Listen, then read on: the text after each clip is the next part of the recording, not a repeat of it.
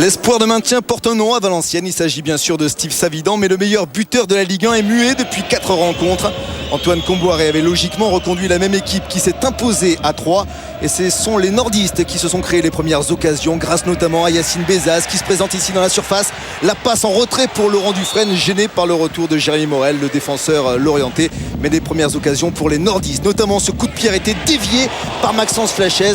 Et il faut cette très belle détente de Rémi Rioux, le tout nouvel international espoir, pour aller chercher ce ballon qui aurait pu finir dans le petit filet début du FC Lorient sous les yeux d'Antoine Comboiré, toujours privé de banc et qui assiste donc à la rencontre depuis les tribunes.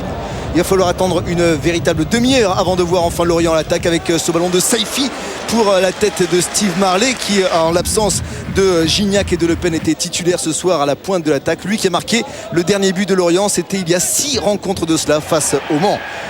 Une rencontre très crispée, on l'a dit, mais Valenciennes qui veut toujours y croire avec ce ballon pour Dufresne. Le contrôle est bon, mais la frappe est trop écrasée pour réussir à tromper le gardien du FC Lorient, Rémi Rioux. Malgré donc toutes ces offensives, eh bien les nordistes n'arrivent pas non plus à marquer ce petit but qui pourrait libérer Nungesser face à cette équipe de Lorient. 0-0, c'est donc le score à la pause pour les troupes d'Antoine Comboiré qui vont tenter en deuxième mi-temps beaucoup plus de choses, peut-être grâce notamment à un joueur important, à savoir Rudy Mater, là, qui du pied gauche ne peut cadrer cette frappe. Et pourtant Rudy Mater, l'homme au bonnet, lui qui s'est fait dans ce match poser 7 points de suture, aura été vraiment un élément très important de la formation nordiste. C'est lui qui a dynamité notamment les offensives, mais sans jamais trouver la réussite. Alors les Bretons vont profiter en faisant rentrer notamment Ahmed Namouchi, le Tunisien. C'est lui que l'on retrouve ici sur ce ballon. Le décalage pour Fabrice Abriel qui se présente face à Pento.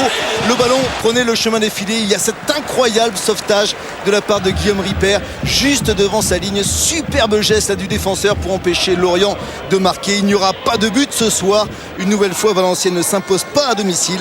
Malgré ce 6e match consécutif sans marquer, Christian Gourcuff a qualifié ce point de précieux avant de recevoir Marseille dans 15 jours.